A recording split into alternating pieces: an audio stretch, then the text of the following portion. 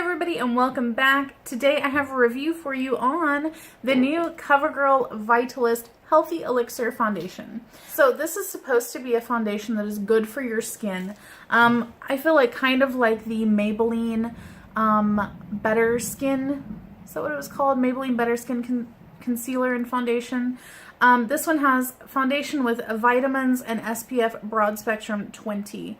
I have mine in the color 720.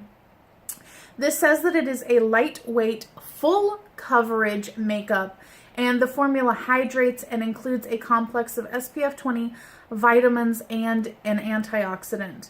It doesn't say what antioxidant, but it has something. And then on the little label right here, it says that it has vitamin E, B3, and B5. So I think that in terms of the skincare claims, this is not something that I don't think anybody could tell you if it makes their skin better unless they test it out for a few months. I've only had mine for about 3 weeks now, but so I can't tell you if it made my skin any better. However, what I can tell you is that it did not make me break out. Most CoverGirl face products will make me break out. I have had success with the Ready Set Gorgeous stuff, but pretty much everything else has made me break out. So this one did not, so that's a plus right off the bat. If you are someone who most CoverGirl breaks you out also, this might not do it to you, but it might, so beware. This one, they have a kind of crappy selection of shades on, I must say.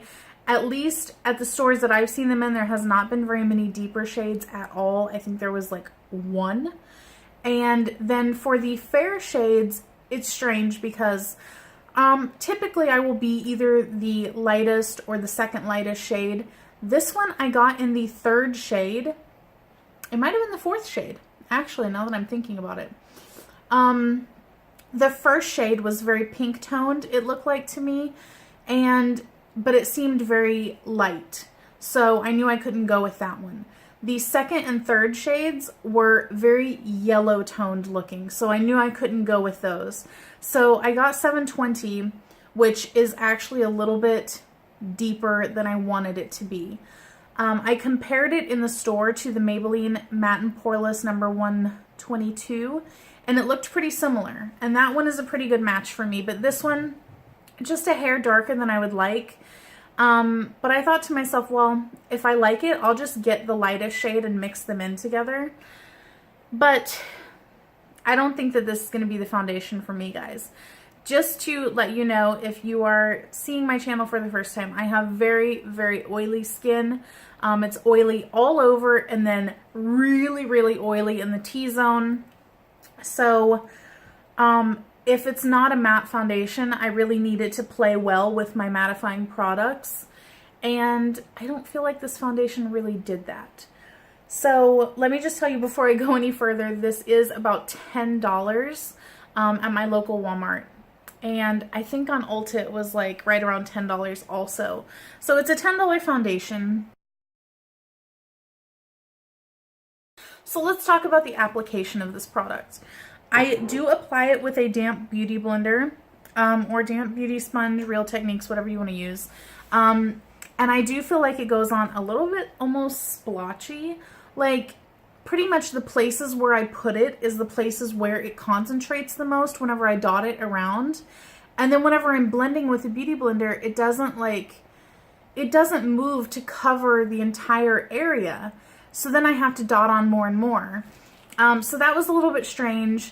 I don't like how foundations look on my face with a brush, so I typically will not use a foundation brush with anything, just because it does kind of flare up my blemishes and stuff.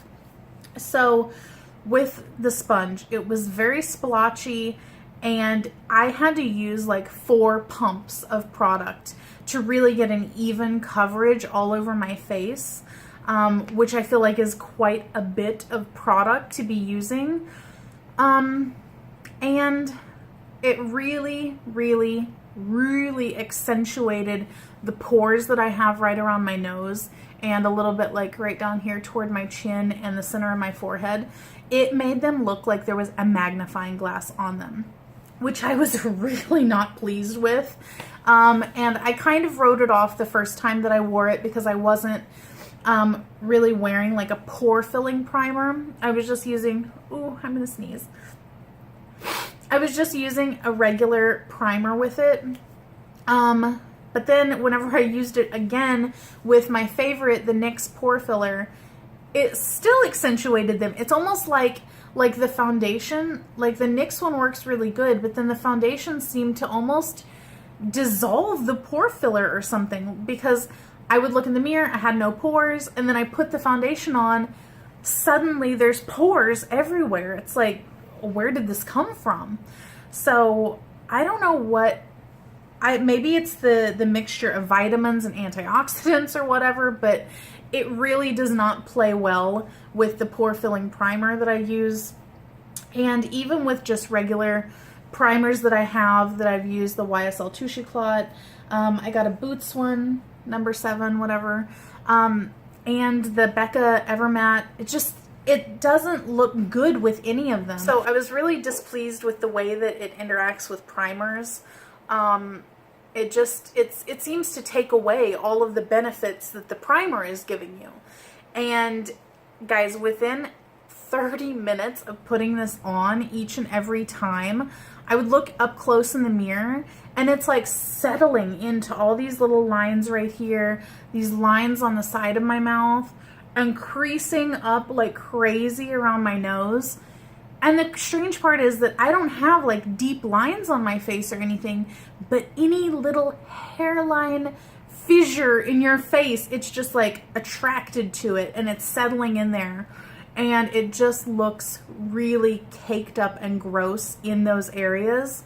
So that was an eye-opener. I was just really not pleased with that. It looked really unattractive and it made me feel like, oh, I wish I could like change this right now. Like I wish I could just go home and take it off and re-put something else on. I just feel like it did not look flattering on at all. And I tried it with several different primers, several different powders, and none of them were able to rescue this foundation. If you have perfect skin with absolutely no pores, no lines, no small little fine lines, nothing, then this foundation might be okay for you until you hear what I have to say next. So if you have perfect skin, but you still have oily skin, this foundation is no bueno. It's not good for you. I tried this with mattifying primers, with mattifying powders, with mattifying setting sprays. Nothing was able to keep this foundation matte. I don't know what is going on with it. And the weird part is that it says right here that it is oil free. So the only thing that I can think of is either it's using a very like emollient type of sunscreen in here, or the vitamins are very like emollient in it. Something in here is just not letting this foundation truly set. Whenever I put it on, it never sets down to a flat, you know, non-tacky feeling. And even whenever I powder it and I touch my face, I can still feel like a little bit of hydration under there, which I guess would be okay if you have drier skin.